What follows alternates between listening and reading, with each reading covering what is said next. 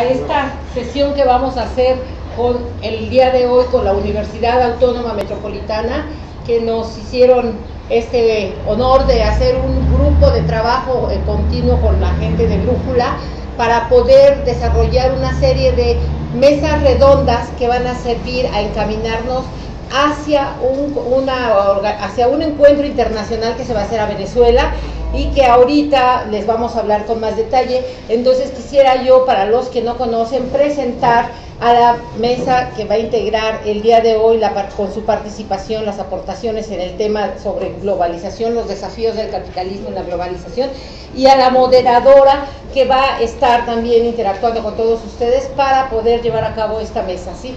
Entonces tenemos aquí a los maestros Alejandro Álvarez, que ya también es conocido de ustedes, es de la Facultad de Economía de la UNAM y estará el día de hoy debatiendo en esta mesa. Al profesor Federico Manchón, que también es de la UAM Xochimilco, junto con Marco Gómez y Celia Pacheco. Ellos dos pertenecen al área del Departamento de Relaciones Sociales, y el maestro Manchón pertenece al área de producción económica de la UNAM, de la UAM Xochimilco, y ellos van a ser los que ahora van a darles la introducción hacia el objetivo digamos que las metas que vamos a buscar en el desarrollo de estas sesiones. Les damos la bienvenida.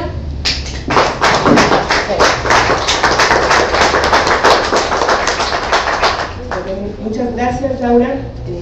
Sean bienvenidas y bienvenidos a esta nuestra primera sesión de este ciclo de mesas redondas, que tiene como título La economía de los trabajadores ante los desafíos del capitalismo global, que se forma parte en realidad de un esfuerzo internacional que se está llevando a cabo en varios países para desembocar en el mes de julio en un encuentro internacional que se va a llevar a cabo en Venezuela, en Punto Fijo, que es ya el quinto encuentro internacional de economía de los trabajadores, que nos ha puesto a trabajar desde 2007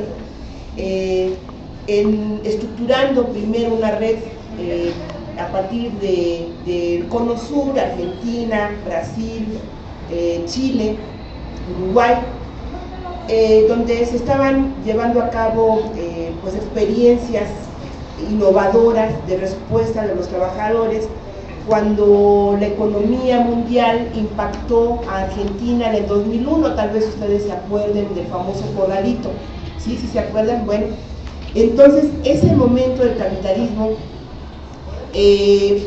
alguna respuesta desde los trabajadores generó.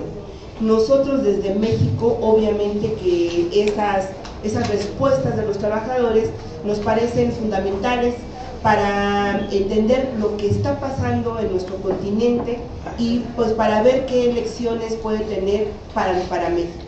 En ese momento, en 2007, la crisis se veía lejana todavía de México. Como todos sabemos, en el 2008 repunta a nivel mundial.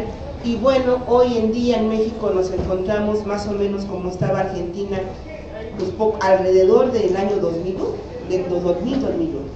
Entonces, bueno, con este propósito nosotros ya a la fecha hemos logrado tener una red de investigadores y también bastante vinculada con algunos movimientos de los trabajadores, y para llevar a Venezuela el punto de vista de lo que está pasando en México. Y como sabemos que pues es difícil que vayamos todos a Venezuela, pues lo que hicimos fue aliarnos, digamos, ¿no? Aliarnos con grupos de académicos que están en esta misma sintonía de pensar el capitalismo actual, y también preocupados porque no solamente los trabajadores, sino toda la sociedad en general se está viendo afectada, como todos bien sabemos, por la crisis de esta fase tan agresiva del capitalismo. Así que, de hecho, es la segunda vez que estamos este mismo conjunto de ponentes. El año pasado llevamos una mesa bastante parecida a esta, y desde entonces estamos trabajando muy cercanamente con aquí donde estamos, en el Centro Cultural Artesanal Cooperativo, la Brújula Metropolitana, que nos complace muchísimo el que ustedes sean nuestros anfitriones, un lugar realmente que nos saca de la academia, que de nada nos sirve estar ahí platicando entre nosotros, ¿no?, si no tenemos un acercamiento pues con el público, con la sociedad interesada en estas cuestiones. Así que esta es nuestra primera sesión. A un costado donde está la cafetera está todo el calendario, pero también la brújula ya envió un bonito cartel y demás elementos informativos, así que pues los esperamos que nos sigan, son algunos miércoles solamente, entre ahora y junio, y pues tenemos un conjunto de invitados que nos parece que todos son espléndidos y que nos contribuyen a que entendamos lo que está pasando y pues nos ayuden a posicionarnos políticamente y socialmente, y también sobre todo algo que a todos nos interesa mucho, pues qué va a pasar con nuestra economía. Entonces, aparte de la presentación que nos acaba de hacer Laura, de los profesores aquí presentes, les matizaré solamente algo, que dos de ellos participan, Federico y Alejandro, en una red que se llama de Economía Mundial. Entonces, se dedican a estar reflexionando, tienen un seminario hace varios años y se dedican a pensar no solamente en México, sino el mundo, ¿sí? Y el profesor Marco Gómez, que no está exactamente en esa red, pero que está en esta red de la economía de los trabajadores, y que confluimos muy a menudo en nuestros debates y nuestras reflexiones, nuestros esfuerzos, para pues contribuir en general entre todos a explicar y entender cómo podemos actuar frente a estos desafíos que enfrentamos todos frente al capitalismo global. Entonces, bueno, la idea es, también estaba programado el profesor Armando Bartra, quien no le salió un compromiso de última hora y nos pidió que lo reprogramáramos. Él va a estar en la última sesión del 3 de junio, así que pues síganos, porque él sí se va a presentar, pero en otro momento.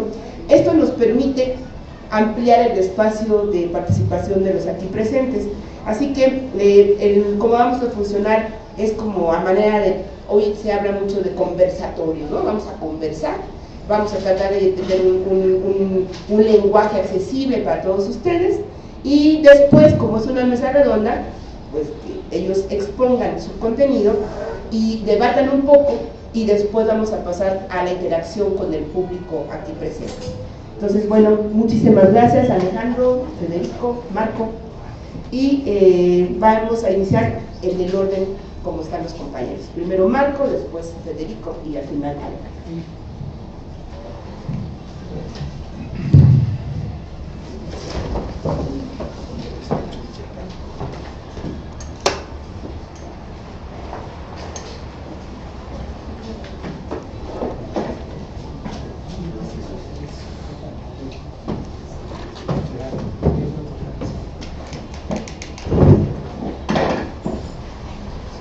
Preparé una serie de, buenas noches a todos.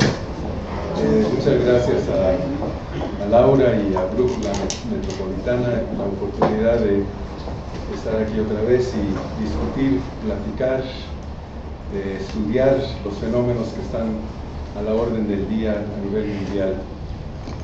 Nuestra mesa redonda se llaman los desafíos del capitalismo actual ante los trabajadores. Entonces, mi intención es en estas diapositivas presentarles un cuadro del proceso de acumulación, de la concentración de capitales a nivel mundial y sus efectos.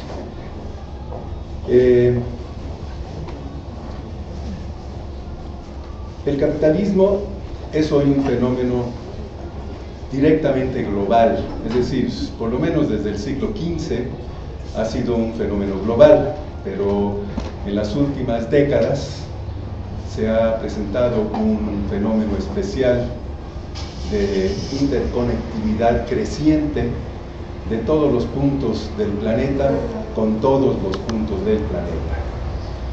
En esta diapositiva se ve la estructuración global del capital, su interconectividad.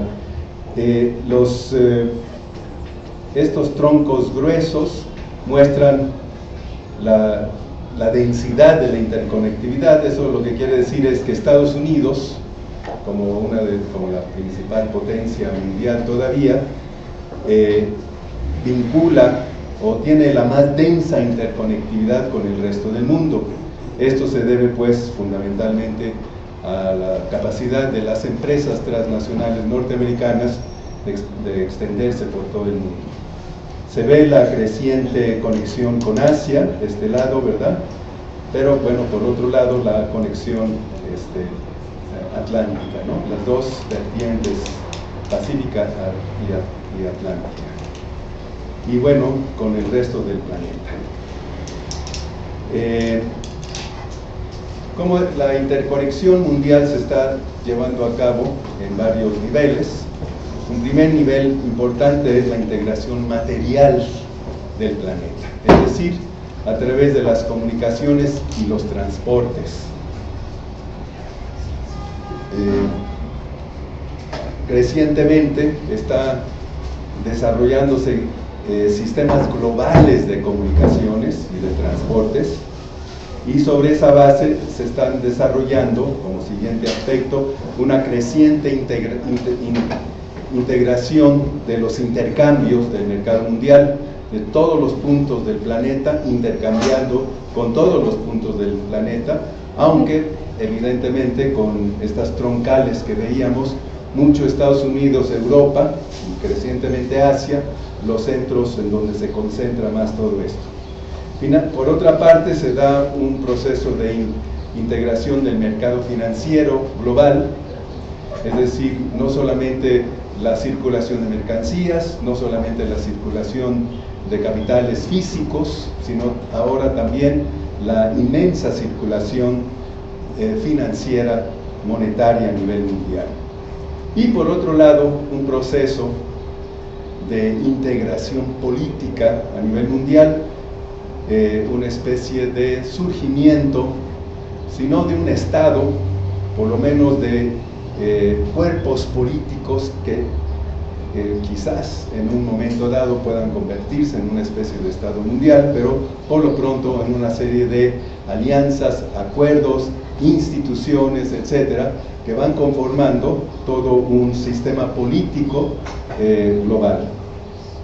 Entonces, evidentemente que frente a esta creciente globalización económica, material y política, pues es necesaria, por otro lado, la integración global de las luchas de los trabajadores.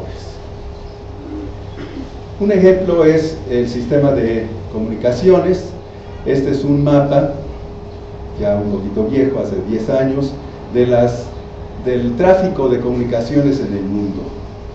Como se ve, mucho pasa a través de Estados Unidos.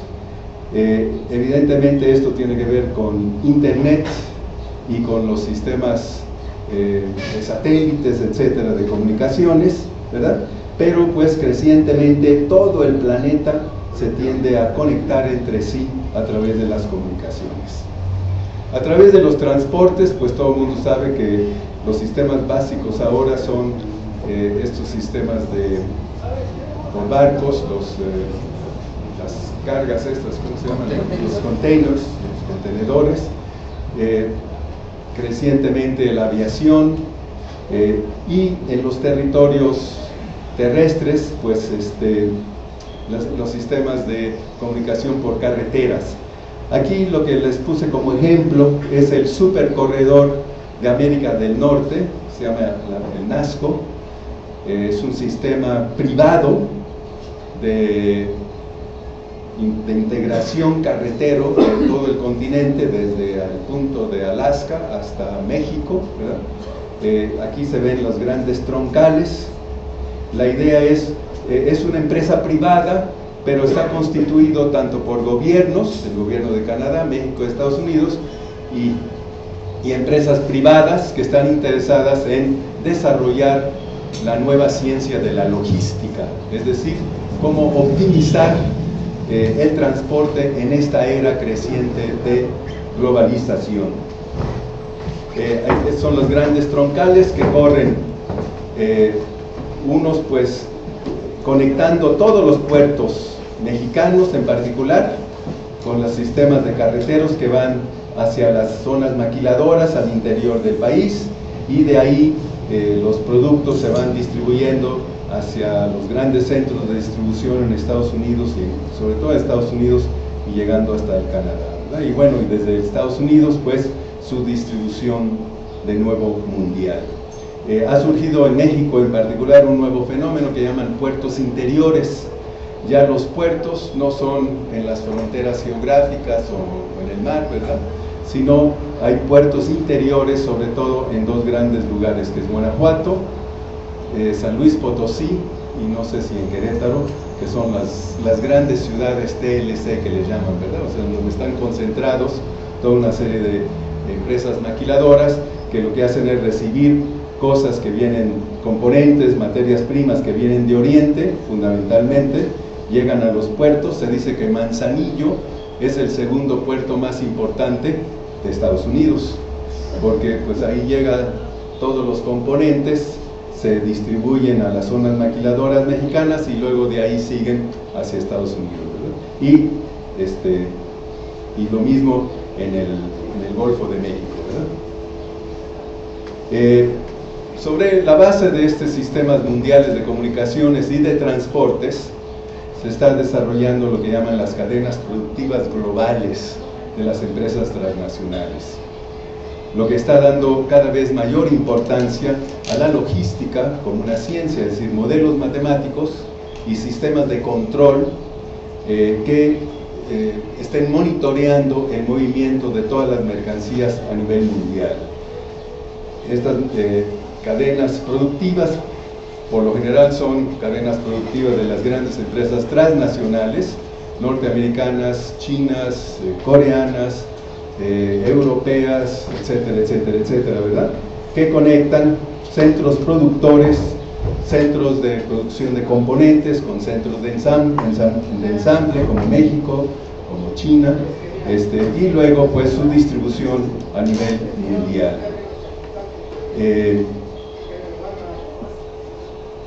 Bueno, sobre la base del crecimiento de las empresas transnacionales, un fenómeno relativamente reciente, digamos, que se inicia quizás con la Segunda Guerra Mundial, por ahí, pero que va cambiando la naturaleza de los grandes monopolios, que en la época de Rockefeller y esto de fines del siglo XIX, principios del siglo XX, eran monopolios nacionales. Ahora el fenómeno es que se han vuelto monopolios transnacionales, gigantescos a nivel mundial. Ahorita vamos a ver eso. Entonces, estas cadenas productivas, pues son cadenas. ¿En qué sentido cadena? Pues en algún punto es la materia prima que se extrae, el carbón, etcétera, ¿verdad?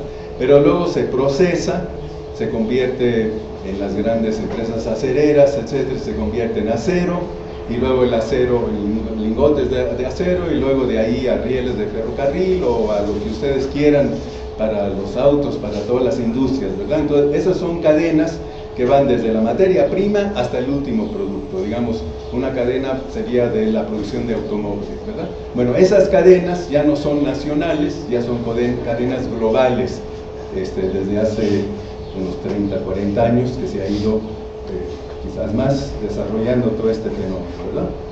Entonces aquí se ve estas cadenas.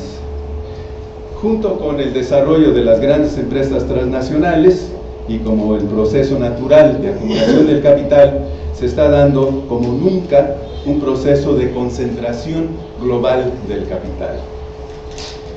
Es una gráfica desarrollado, hay una nueva ciencia que se llama física económica, que utiliza modelos matemáticos para hacer toda una serie de estudios que tienen que ver pues con grandes masas de datos, Este estudio en particular es unos investigadores norteamericanos, Gladfelder es uno de ellos, construyen una base de datos con 37 millones de empresas. O sea, toman los datos de todo el mundo, las meten en una computadora con unos programas especiales, estos que les digo, en donde usan métodos de modelación matemática, y entonces sobre esa base, por ejemplo, van interconectando, van viendo qué conexiones hay de una empresa con otra, ¿verdad?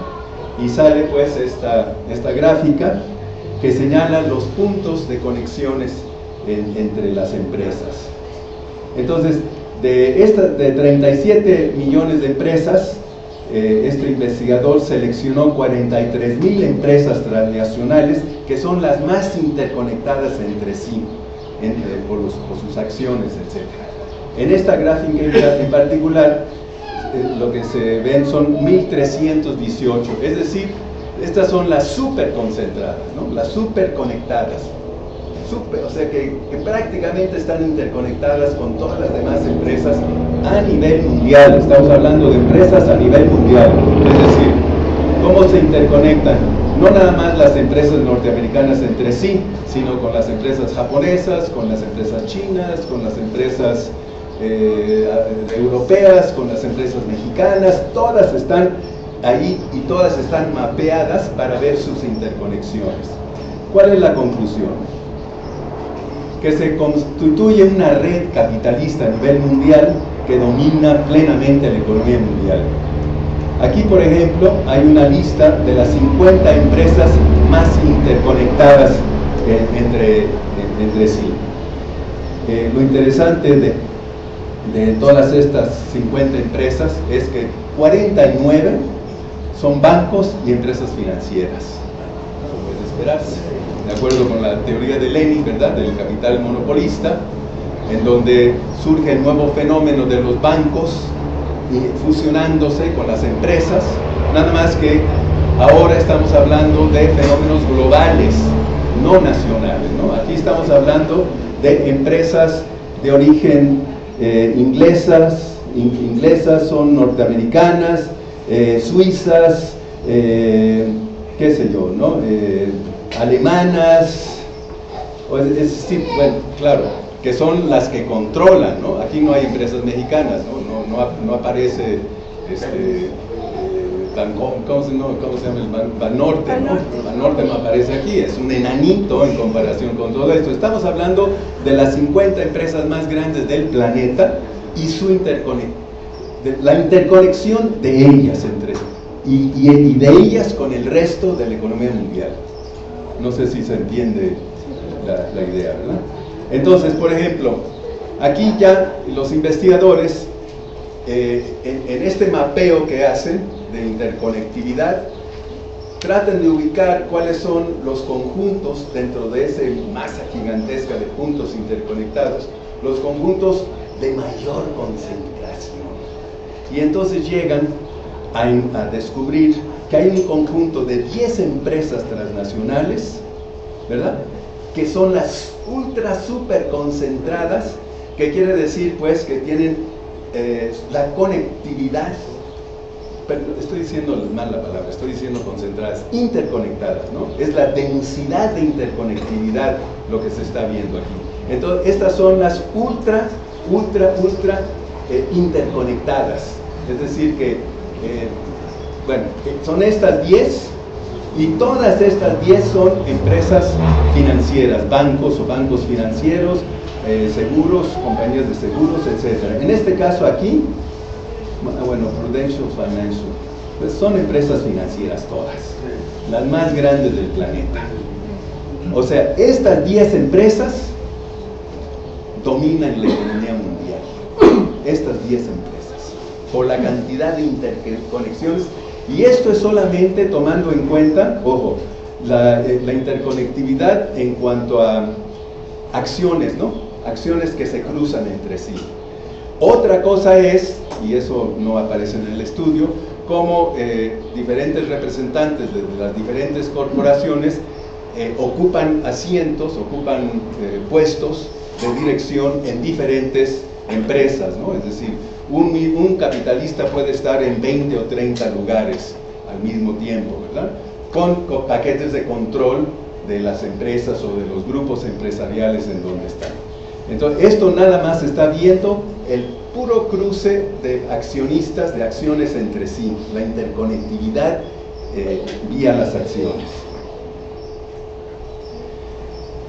Aquí se ve en esta gráfica un ejemplo de cómo es esta interconectividad. Aquí, por ejemplo, de este lado está el banco alemán, con toda una serie de interconexiones con toda una serie de empresas, y luego estas a través de acá se conectan con el banco de Nueva York, y toda una gama de empresas, todas estas empresas que giran alrededor de eso, y luego esa interconexión acá con otras sociedades financieras que están interconectadas con otro grupo, conjuntos de empresas, ¿no? Es decir, aquí se ve un poco un diagrama, de ejemplo, de cómo es esta interconectividad. Por ejemplo, aquí hay un grupo chino, de todos los países del mundo, ¿no? Los países que controlan, que dominan la economía mundial. Aquí prácticamente no aparece ninguna empresa, ningún banco del tercer mundo. Aquí todas son las empresas, bancos de los países altamente industriales, más China. China es el nuevo fenómeno que está invadiendo toda esta situación. ¿Predomina Nueva York? ¿Perdón? ¿Predomina el Banco de Nueva York? Vaya, el Banco de Nueva York es un banco que está interconectado con los otros bancos. Este es un grupo financiero. Eso es un ejemplito. Es una parte de todo este mapa de miles de interconexión. Esta es una zona pequeña de ese mapa. Es para dar una idea de cómo son las interconexiones, cómo se conectan con otro tipo de empresas. Por ejemplo, aquí el Wall Street Journal. Aquí hay un cuate que hay una conexión con un embajador del norteamericano a Chile. Interconexiones económicas, interconexiones políticas, ¿no? Etcétera, etcétera. Luego, para dar una idea de la magnitud de estas empresas que se están conectando entre sí, aquí estamos hablando de las empresas casi prácticamente todas financieras, pero vienen las empresas que son las que producen las cosas materiales, ¿no? Las automóviles, aeronáutica, todo ese tipo de cosas. Entonces, para que se vea la dimensión de estas empresas, se hace una comparación entre el tamaño de una empresa y el tamaño de la economía de un país, ¿no? Es aproximado, no es exacto, pero da una cierta idea de la escala del tamaño de las empresas. Bueno, aquí, por ejemplo, tenemos en primer lugar la economía norteamericana, que tiene, los países se miden en Producto Interno Bruto, acá está en inglés, es GDP, eso es lo que mide el Producto Interno Bruto de un país, y revenues es lo que reciben de ingresos las empresas. Entonces está comparando el Producto Interno Bruto contra los ingresos de las empresas, ¿de acuerdo? Entonces, la unidad económica más grande del planeta es Estados Unidos. Sigue China, Japón, India, Alemania, México, y luego, bueno, aquí compara ciudades. La ciudad de Tokio es la 12ª ciudad más, es la 12ª unidad económica más grande del planeta. Es decir, es casi del tamaño de México. O sea, la sola ciudad de Tokio es casi equivalente a la economía de México. Pero eso no era lo que interesa ver tanto, sino, a ver si acá, Los Ángeles. Los Ángeles está en el sur, Sí, no. Lo que quiero ver es Royal Dutch. La unidad económica, la 32ª unidad económica más grande del planeta es una sola empresa petrolera Gran Bretaña y Holanda, ¿verdad? Es esta que está aquí, la Royal Dutch, la número 32. O sea que de los 180 países del mundo, hay 150 países que son más chiquitos que una sola empresa, la empresa Royal Dutch Shell. Eso es para darse cuenta de la magnitud de las empresas. Y luego en el lugar 35, la empresa Exxon, ¿no? Petrolera también. Es la 35ª economía del mundo, medida en ingresos versus Producto Interno Bruto. Y así nos vamos. Es decir, Exxon, bueno, aquí, ¿no? Esta empresa, la 32, dijimos, Royal Dutch es más grande que Egipto, es más grande que Pakistán, es más grande que Colombia, es más grande que Malasia, es más grande que Bélgica, ¿no? Los ingresos de esa empresa son más grandes que el Producto Interno Bruto de estos países. Sí se entiende, ¿verdad? Pero entonces México es la 11ª economía con ese en este México sería la 11ª economía. Pero fíjense, si sumamos si sumamos 400, como unas 3 o 4 empresas juntas son más grandes que la economía mexicana. 3 o 4 empresas juntas, sumando, son más grandes que la economía mexicana. O sea, es la 11ª del mundo. Pero si agrupa uno a más empresas, por ejemplo, las 500 empresas que aparecen en Fortune y en estas revistas de la economía mundial, más, qué sé yo, no sé cuántas empresas, o cómo decir, la lista de las 500 es mayor que cualquier economía del planeta, mayor que la economía norteamericana, para darse una idea. La Ciudad de México, la Ciudad de México está por acá, la 39ª economía del mundo es la Ciudad de México. pero ¿qué diferencia juntan esa capacidad? No, o sea, aquí lo que se mide es cuánto produce toda la ciudad, cuánto produce en un año. Marco, perdón, pero acuérdense de que esta etapa es de la exposición, ¿no? Va a haber otro momento de preguntas. Sí, porque si no va a terminar.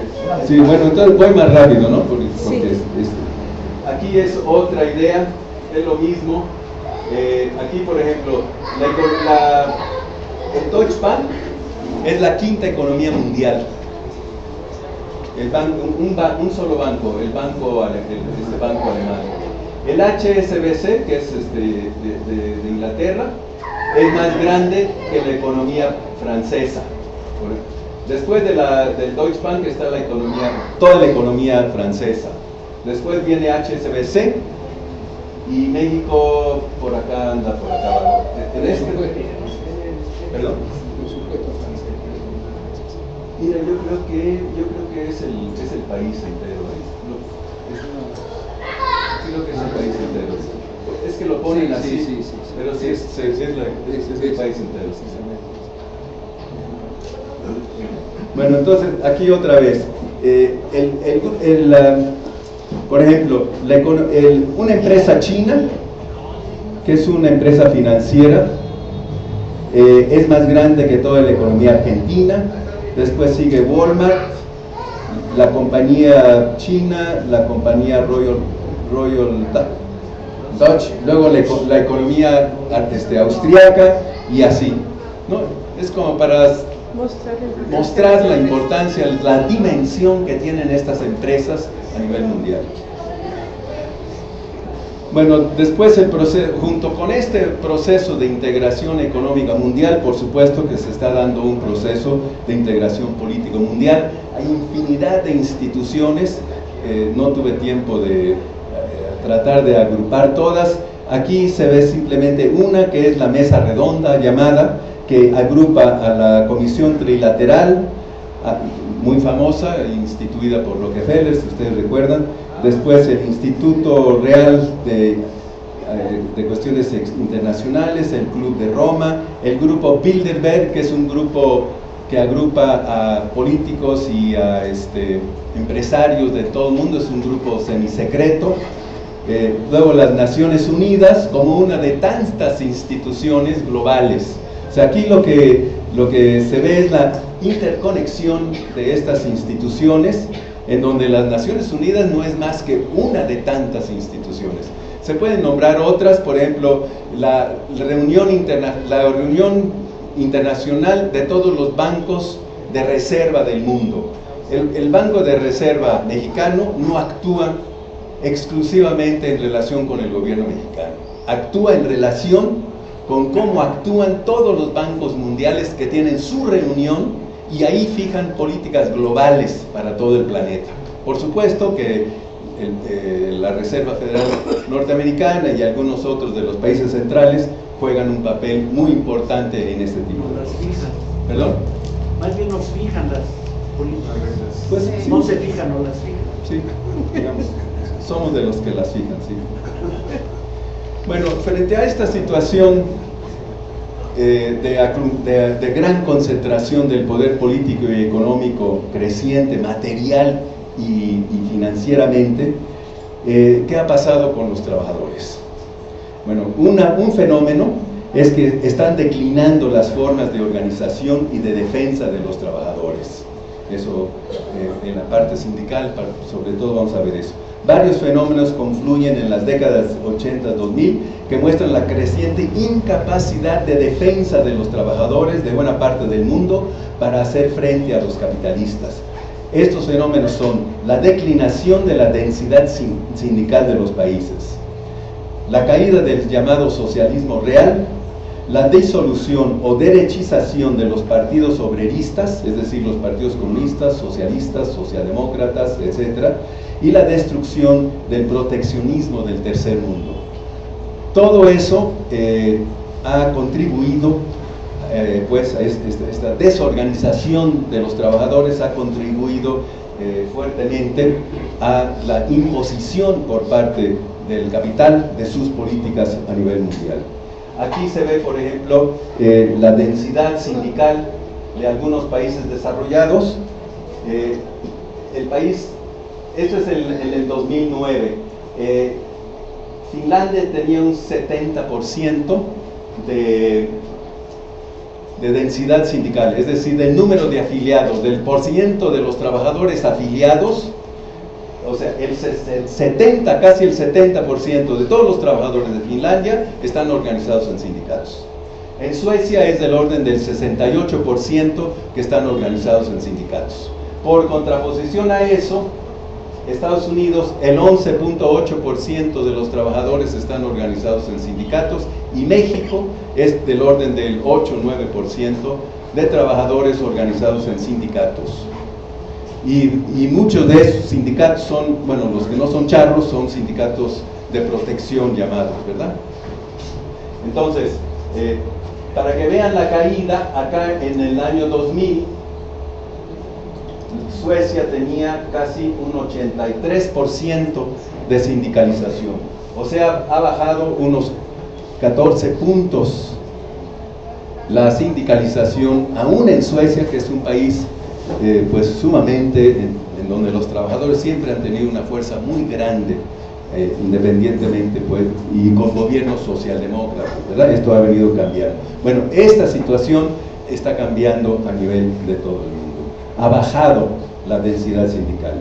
Junto con la caída de la membresía, en esta gráfica se puede ver cómo, junto con caer la membresía, esto es en el caso de Estados Unidos, va cayendo la conflictividad, el número de huelgas, etcétera, que se hacen. Evidente, ¿no? Si no hay sindicatos, pues no hay huelgas, ¿no?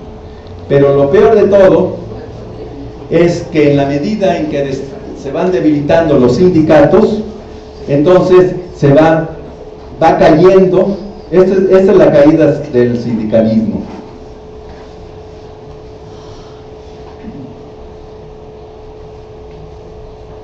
O sea, en la medida en que cae el sindicalismo, cae la proporción del ingreso de los trabajadores en un país. Entonces, aquí en este caso se ve cómo va cayendo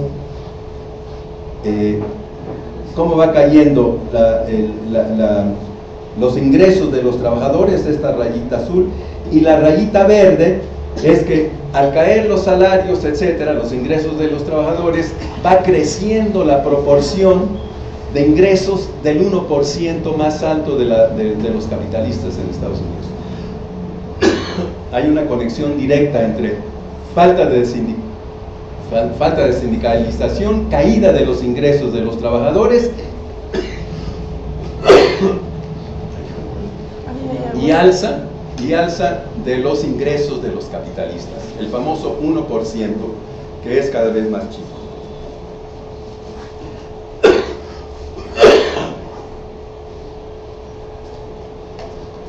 Sin embargo, emerge una nueva fuerza global del trabajo, aunque es un trabajo y por lo tanto esperamos que sea fuente de luchas en el futuro próximo, una fuerza global del trabajo súper precarizado y súper explotado.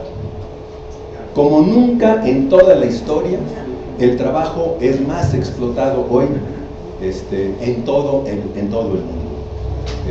Basta ir a España, Inglaterra, Estados Unidos, etcétera, hacer una visita, si se puede, para ver cómo en todos estos países se están desplomando las condiciones laborales de los trabajadores. Cada vez más son obreros que no tienen ninguna garantía, son temporales, muchos migrantes, súper explotados, bajan los salarios, etcétera. Pero eso está pasando en Suecia, está pasando en Noruega.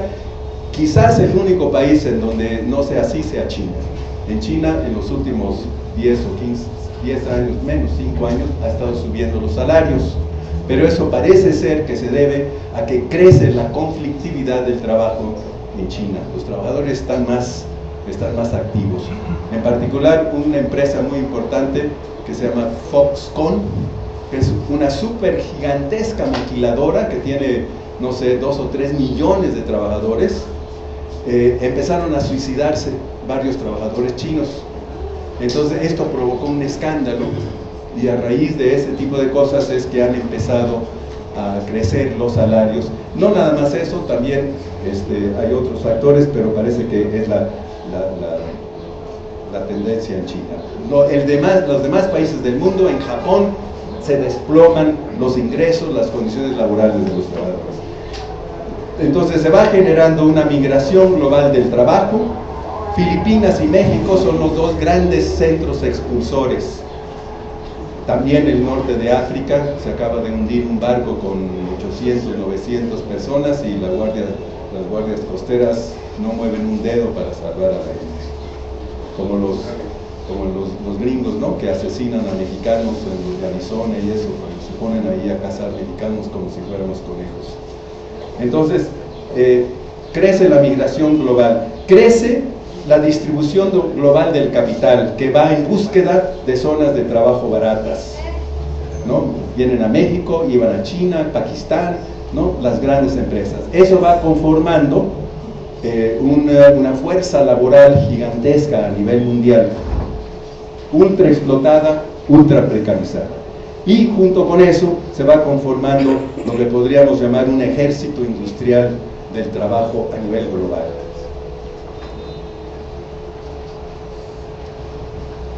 Para dar una idea de esa fuerza, la fuerza laboral mundial en por ciento. Si hay alrededor de 7.000 millones de personas en el mundo, 45%, es decir, alrededor de 3.000 millones, son trabajadores, constituyen la fuerza laboral. Todos los demás son sostenidos por esa fuerza laboral, o sea, son los que no pueden trabajar, enfermos, chicos, etcétera, ¿no? La fuerza laboral mundial, aquí se ve, son 3 millones en todo el país. 23 países, que son 23 países, ¿perdón? 3.000 millones, ¿sí?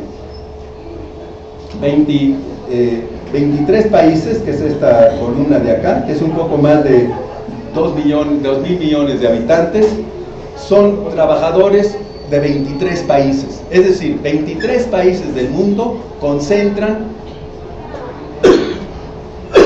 a más de 2.000 millones de trabajadores en el mundo, es decir, casi las 2/3 partes, más de las 2/3 partes. Solo China e India, que es esta columnita aquí amarilla, concentran 1.300 millones de trabajadores aproximadamente. Solo China e India, esta de aquí. Y solo China tiene alrededor de 700, 800 millones de trabajadores, es decir, la fuerza laboral más grande del planeta está en China. Y luego, pues de ahí, para que se vea, tengo aquí una, no, para que se vea, por ejemplo, los tres grandes centros del planeta, es decir, industriales, Estados Unidos, Europa Occidental y Japón, son esta cosita de acá. Esta columna son la fuerza laboral de esos tres países. O sea, relativamente insignificantes desde el punto de vista numérico con respecto a la potencialidad de la fuerza laboral de los demás países del mundo. O sea, que hay muy pocos trabajadores relativamente con relación a toda la población laboral mundial. Son muy pocos los que están concentrados en esas tres regiones del mundo. La inmensa mayoría de los trabajadores del mundo están en el llamado tercer mundo: China, Pakistán, India, Brasil, México, etcétera, etcétera, etcétera. Y bueno, y algunos cuentan a Rusia como también parte de esa cosa. Entonces, para darse cuenta de la precarización del trabajo, simplemente un dato del trabajo informal en el mundo. India, el 83% de la población laboral es informal. Informal es como los puesteros, etcétera, aquí en México, ¿verdad? En Indonesia, 78%, y así vamos bajando. A México, en este dato de aquí lo ponen en 55%, sabemos que es un poco más alto, 60 y tantos % de la fuerza laboral mexicana es informal, es decir, sin seguridad, sin salarios dignos, sin nada, pues, ¿no? Lo que te pague el patrón o lo que ganas en la calle limpiando vidrios o haciendo lo que hagas, ¿verdad? Ese es el trabajo informal. Eso habla de la inmensa magnitud de la precarización laboral a nivel mundial. Pero el creciente deterioro de la economía mundial generará una nueva generación de trabajadores que luchan por un nuevo mundo. Hay un proceso de desaceleración del crecimiento económico mundial. Algunos lo datan más o menos de los años 70, 80, empieza a declinar el crecimiento de la economía. Aquí se ve, aquí a muy grosso modo, se ve como, esta es la última parte, como aquí, digamos, esta es una crisis económica, luego hay una recuperación, crisis económica, recuperación, crisis económica. Pero lo que está pasando es que si se fijan, esta cosa va para abajo, se va declinando. Las tasas de crecimiento económico van declinando. Son positivas, pero van declinando.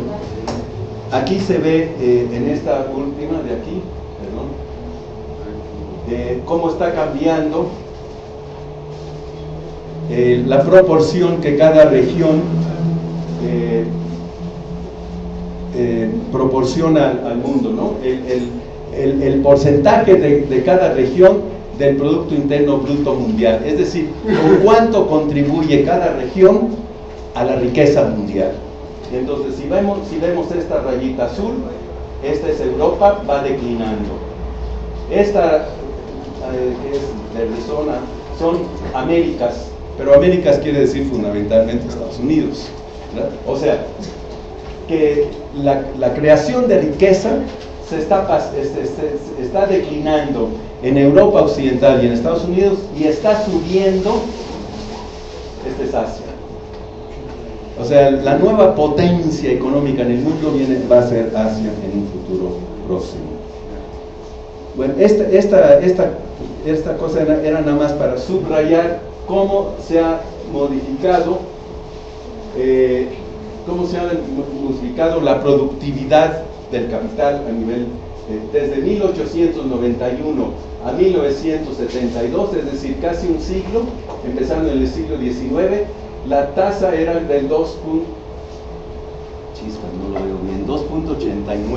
o algo así. Y aquí baja a 1.55, es decir, la productividad del trabajo, tomado desde 1891 a 1972, promediando, era este cuadrado, es decir, era un crecimiento muy alto de la productividad hasta el 72. Del 72 en adelante, esto es lo que crece la productividad, es decir, hay un desplome en el crecimiento de la productividad a nivel mundial. Bueno, ya no entro ahí. ¿Eso qué implica? Una polarización creciente de las clases sociales. De un lado, la concentración creciente del capital, es decir, la riqueza que se concentra en cada vez menos manos. Y del otro lado, la tendencia a la desaceleración del crecimiento económico está creando un mundo cada vez más polarizado. Como dice Tomás Piketty en su famoso libro Capital del siglo XXI, ¿no? Cuando la tasa de ganancia del capital crece más rápidamente que la economía y que el ingreso, como tendió a ocurrir en el siglo XIX y que parece volverá a ocurrir en el siglo XXI, el capitalismo genera automáticamente desigualdades sociales arbitrarias e insostenibles que corroen los valores meritocráticos en los que está basada las sociedades democráticas. Aquí lo importante a señalar es que Piketty pronostica que en la medida en que las ganancias del capital sean mayores, que las tasas de ganancia del capital sean mayores que la tasa de crecimiento de las economías, que estamos viendo que está declinando su crecimiento, que eso a lo que conduce es a una catástrofe social, ecológica, etcétera, a nivel mundial. Y eso necesariamente conduce a una lucha global de clases. En tales circunstancias es inevitable que se agudice la lucha global entre los trabajadores y los dueños capitalistas de la riqueza social. Así vemos crecer los movimientos globales por un mundo alternativo y la tendencia al agrupamiento de fuerzas que se presenta en la difusión de redes mundiales de resistencia, sindicatos globales, más conscientes del carácter global del enfrentamiento del trabajo y el capital, redes mundiales, sindicatos globales, movimientos globales.